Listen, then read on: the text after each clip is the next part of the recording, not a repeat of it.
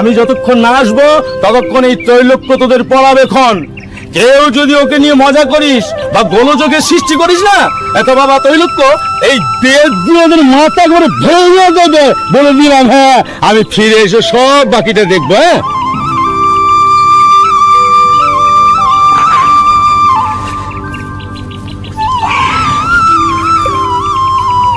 ভালোই হলো গুরুমশাই চলে গেলেন।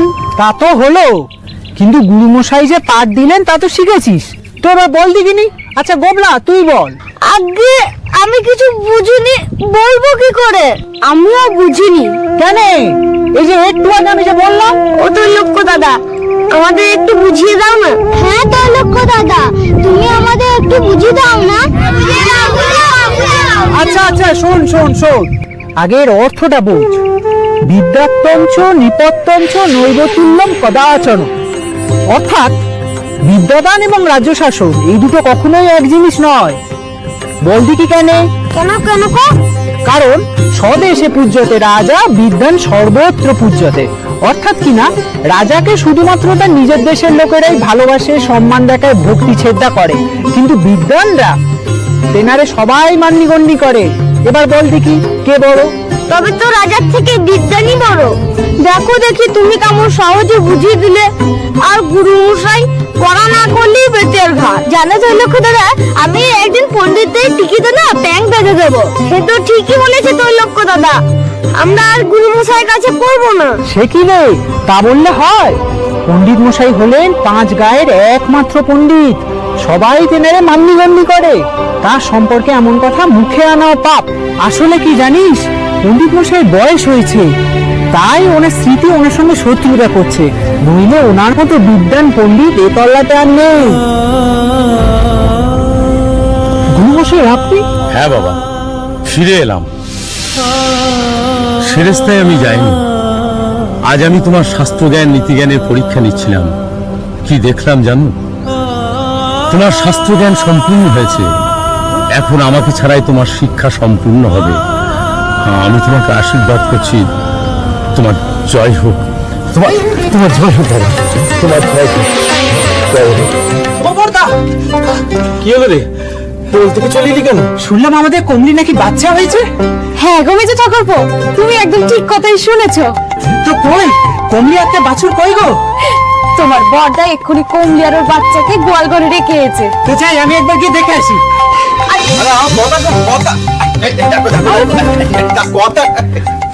জটাকে কখন খবর পাঠিয়েছে? রাম ঠাকুর মশাই এখনই বৌঠান, কি ত্রৈলোক, তুমি? দাদা কোথায়? দাদা হালদার পাড়ায় গেছে, তাই আমি কবরেজ মশাইকে সঙ্গে করে নিয়ে এলাম। কবরেজ মশাই এসেছেন? কবরেজ মশাই? কবরেজ মশাই দেখুন। আমি দেখছি না, দেখছি দেখছি। কই নাইটা দেখি।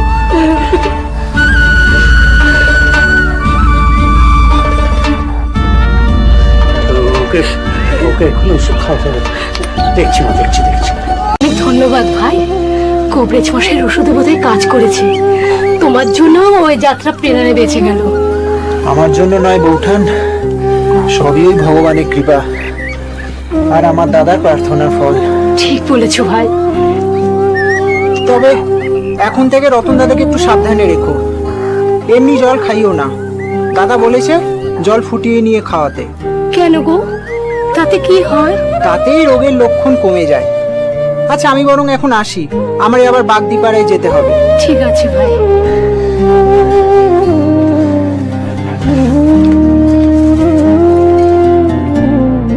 ও বৌঠান, বড়দা হঠাৎ কেন কলকাতায় গেল বলো তো?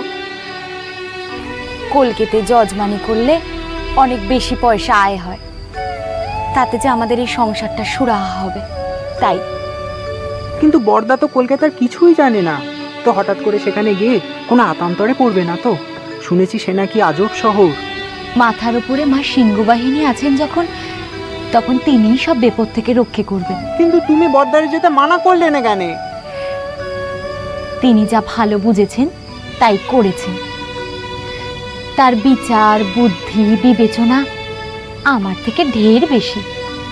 তিনি যা করবেন আমাদের সবার ভালোর জন্যই করবেন। বউটা ও বউটা, বড়দা কবে এসে আমার নিয়ে কলকাতায় যাবে? শিগগিরই নিয়ে যাবে। নিয়ে দেখি লক্ষ্মী ছেলের মতো এই গেরাসটা খেয়ে নে। না, আমি আর খাবো না, আমার পেট ভরে গেছে। ও মা, আমার ছোট বোন দিনময়ী, তার বাচ্চা হবে। বউঠান, আমিও যাব। এই, তুই সেখানে গিয়ে কি করবি? ওই দেখো, খামোকা কাঁদতে নেগেছিস কেন? বড়দাও তো আমাদের ছেড়ে কলকাতায় চলে গেল। কাল বউঠানও শিওরে চলে যাবে। আমি একা একা থাকবো কি করে? এই দেখো, বোকা ছেলের কথা শোনো। তুই একা থাকবি কেন? আমরা তো আছি। না, আমিও যাব। আচ্ছা আচ্ছা, বেশ বেশ, যাবি খন। সত্যি তো? হ্যাঁ। তুমি কাল ভোরবেলা যাবে তো? আমায় কিন্তু ডেকে দেবে, আমিও তোমার সঙ্গে যাব। দেবো খন। যা দেখি, এখন গিয়ে ভালো করে মুখটা ধুয়ে নে।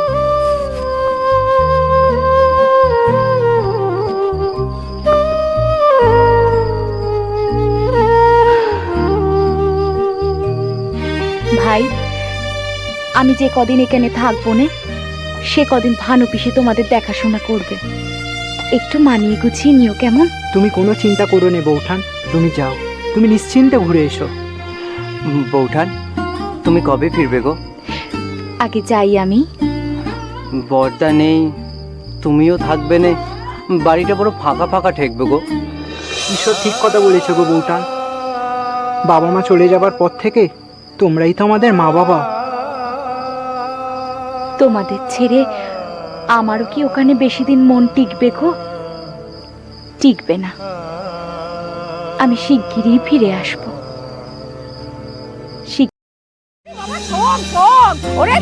কোথায় যাচ্ছে? শোন শোন। কি হয়েছে গো পিসি? আরে বাবা, তোমার ভাই নীলুর কান্না তো আমি কিছুতেই থামাতে পারছি না বাবা। বাবা ত্রৈলোক্য, তুমি দেখো যদি ওকে চুপ করাতে পারো। ঠিক আছে, দেখছি, দাঁড়াও দাঁড়াও, দেখছি। যাও, দেখো দেখো। কি রে নীলু, তুই কাঁদছিস কেন? দাদা, ও দাদা, আমি বউঠানের কাছে যাব দাদা।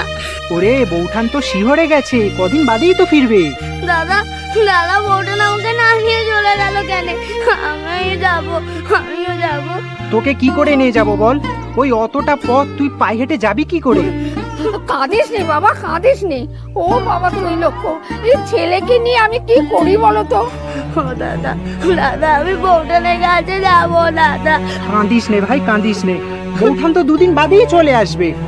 এই দেখো দেখি, তুই এমন করে কাঁদছিস জানতে পারলে বৌঠান কিন্তু মনে মনে খুব কষ্ট পাবে। বউঠান পিটুক, আমি তার সঙ্গে কথা কইবো না।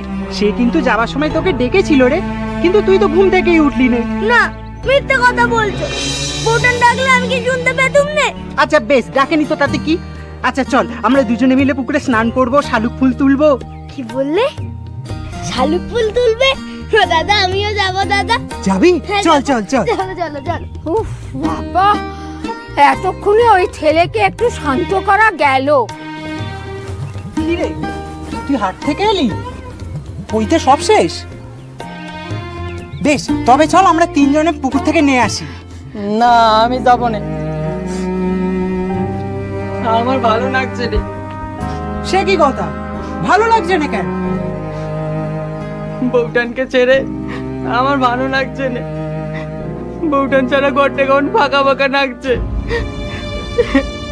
এই দেখো, নীলুর কান্না থামলো তো, এবার ধেরে ছেলে কাঁদতে নেগেছে।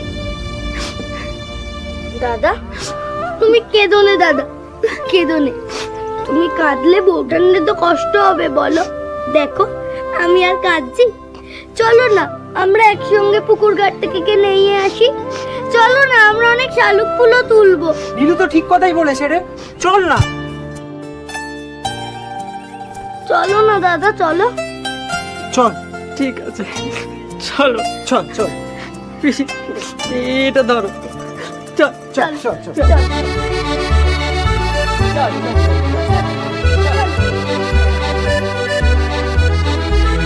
আহা, ভাই ভাই কি মিল!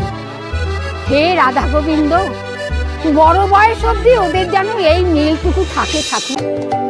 ও মাউইমা, মাউইমা, ও মাউইমা, কোথায় গেলে সব?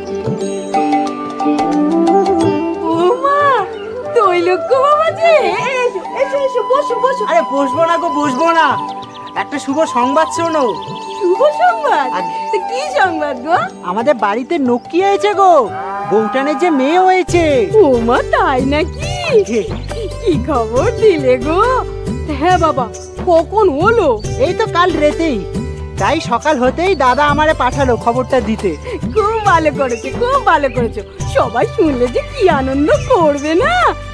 হ্যাঁ বাবা, আমার শ্যামামা কেমন আছে? ভালো আছে গো মাইমা, বৌঠান সুস্থই আছে। তা মেয়ে দেখতে কেমন হয়েছে গো? ভারী সুন্দর দেখতে হয়েছে, ঠিক যেন লক্ষ্মী প্রতিমে। বৌমা তাই নাকি? লক্ষ্মী দিদির মতো দেখতে হয়েছে।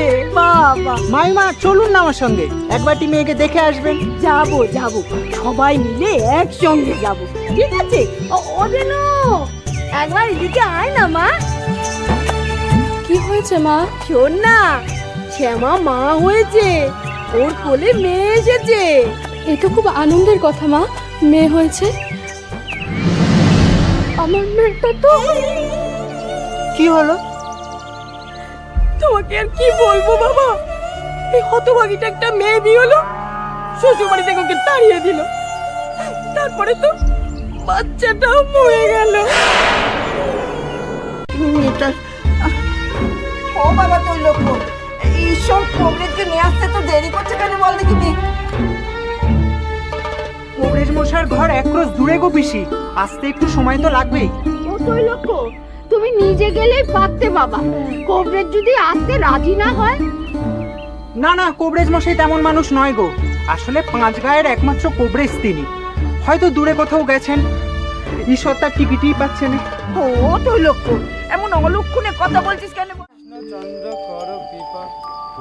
আমায় ডেকেছো বৌঠান? হ্যাঁ ভাই, বলছিলাম যে কাল আমি, তোমার বড়দা, নীলু একটু শান্তিনাথ শিব মন্দিরে যাব, তাই বাড়িতে তোমাকে আর ঈশ্বরকে কিন্তু একটু থাকতে হবে। ঠিক আছে বৌঠান। আর ভানু পিসিও আমাদের সাথে যাবে, তবে তোমাদের চিন্তা করার কিছু নেই, আমি সব রান্না বান্না করে রেখেই যাব, শুধু নিজের হাতে একটু নিয়ে খেতে হবে ভাই। ঠিক আছে। এই যে বড়দা, ভালোই হলো তুমি আছো। কেন ত্রৈলোক্য, কি হচ্ছে? গায়ের এই ব্রাহ্মণ পণ্ডিতদের নিয়ে যে পারা যাচ্ছে না বড়দা। তারা আবার কি গোল পাতালো? আমি টোল থেকে ফেরার পথে ওই 8 চালার পাশ দিয়ে আসতে গিয়ে দেখি গায়ের ওই ভট্টাচার্য মশাই, বাণুজ্য মশাই, চক্রবর্তী মশাইদের সঙ্গে ওই বাগদি আর কাহারদের ধুমধুমান লেগে গেছে। কেন তাদের সঙ্গে বিবাদ বাঁধলো কেন? আর বলো কেন, ওই তেনারা জটা বাগদি আর শিবু কাহারদের ছোট লোক বলেছে, এমনকি তাদের জাতিলেও কথা বলেছে। ব্যাস, এবার তারা ছাড়বে কেন? অমনি তারাও তেড়ে যায় ব্রাহ্মণদের দিকে। বাগদি কাহাররা বামনদের দিকে তেড়ে যাচ্ছে? না না, এ তো ভালো কথা নয়।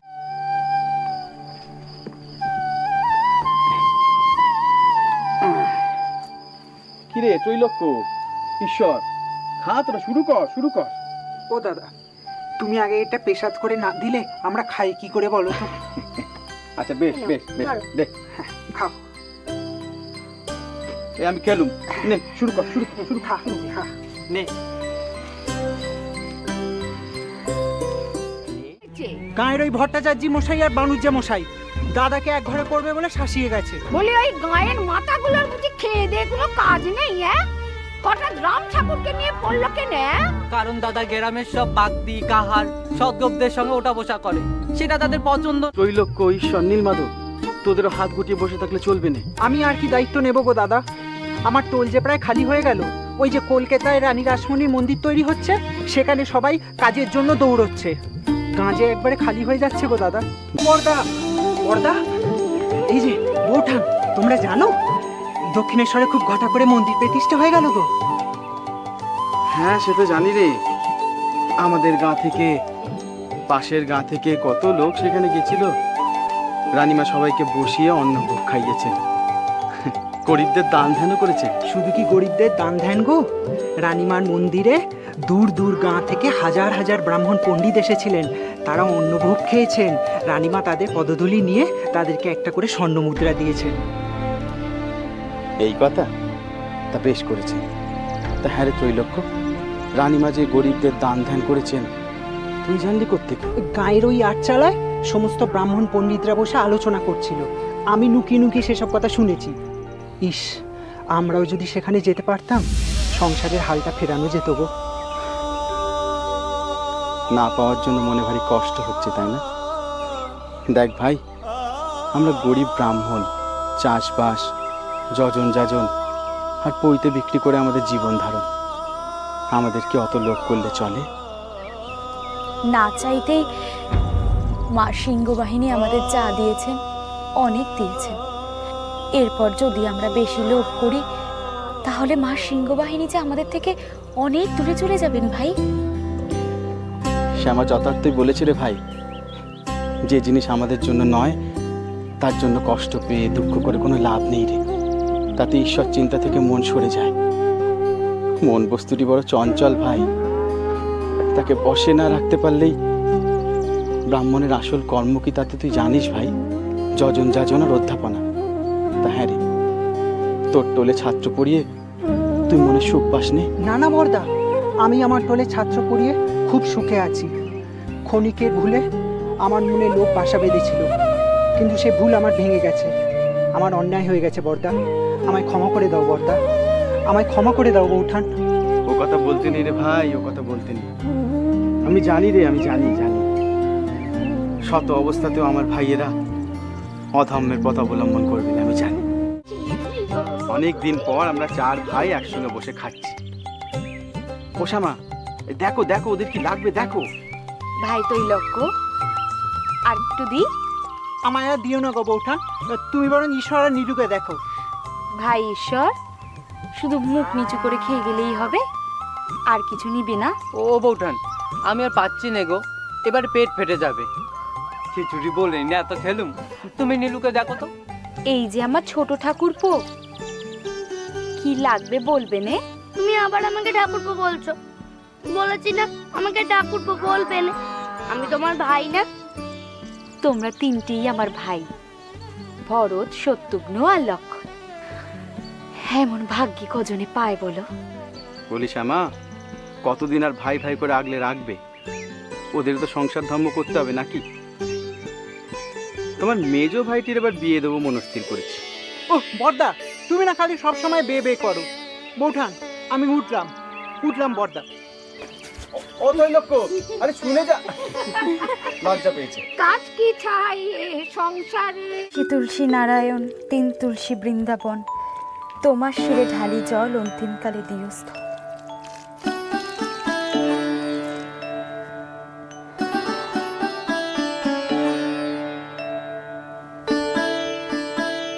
জয় মা সিংহ বাহিনীর জয়, জয় মা সিংহ বাহিনীর জয়। ও মা, মেজো ঠাকুর পজে টলে যাচ্ছ বুঝি? হ্যাঁ গো বৌঠান, টোলে ছাত্তর পড়িয়ে আজ একটু দূর গাঁয়ে যেতে হবে। এক যজমানের ছেলের নামকরণ আছে, আমাকে তারা দুপুরের অন্নগ্রহণ করতে বলেছে। বাহ, যাও ভাই, সাবধানে যাও। আসি গো। হ্যাঁ, জয় মা সিংহ বাহিনী। এ কি বৌঠান, তুমি এখানে? মেজো ঠাকুরপো, তুমি ফিরলে ভাই? দেখো না, এত বেলা হয়ে গেল, এখনো অবধি তোমার বর্দা নীলুটা ফিরল নি। বর্দা তো আজ পাশের গায়ে গেছে গো বৌঠান, যজমান বাড়িতে লক্ষ্মী পূজা আছে না।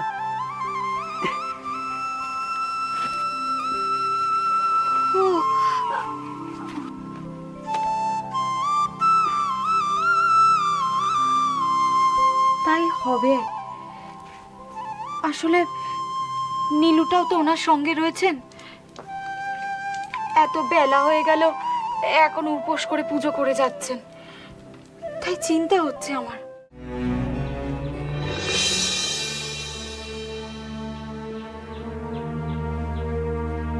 হ্যাঁ রে ত্রৈলোক্য, তোর মুখটা আমার শুকনো দেখাচ্ছে কেন রে?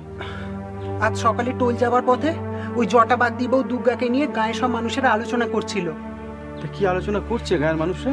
ওই দুর্গা যে মা সিংহবাহিনীর দর্শন পেয়েছিল, বাগদিদের লোকেরাও তা মানতে চাইছে না। কেন, কি বলছে তারা? বাগদিদের কেউ কেউ বলছে ওসব নাকি বাজে কথা। ও মেয়ের বায়ু মাথায় উঠে নাকি ও সমস্ত হয়েছে, কি দেখতে কি দেখেছে। অনেকে আবার কি বলেছে জানো, ওই মেয়ের মধ্যে নাকি মা সিংহবাহিনীর ভর হয়েছে গো। না না না না, তুই কি বলছিস রে?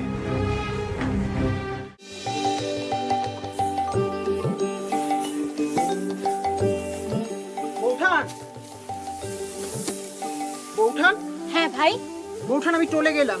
বেশ, সাবধানে যেও। ঈশ্বর নীলমাধব, আসি রে। জয় মা সিংহবাই। মা ঠাকুরান, ও মা ঠাকুরান, কি সর্বনাশ হয়ে গেছে গো।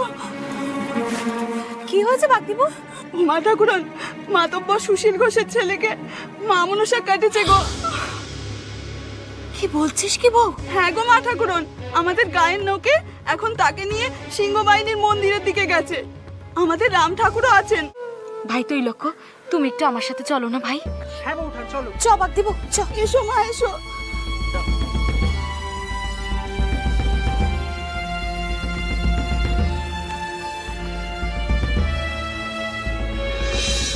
শুনছেন? ও, এই যে শ্যামা, ওই ঘোষ মশাই ছেলেকে নিয়ে ওরা মা সিংহ বাহিনীর মন্দিরে আসছে। দেখি মায়ের থানে ছেলেটিকে রেখে একবার শেষ চেষ্টা করে দেখি, যদি বা কৃপা করেন। শোনো, সেখানে মেলা দেরি হবে, তুমি বাড়ি চলে যাও। সারদা একা আছে? না না, সারদা একা নেই, ঈশ্বরা নীলু আছে তো ওর কাছে। আহা, ঈশ্বর তো এখনই মাঠে চলে যাবে।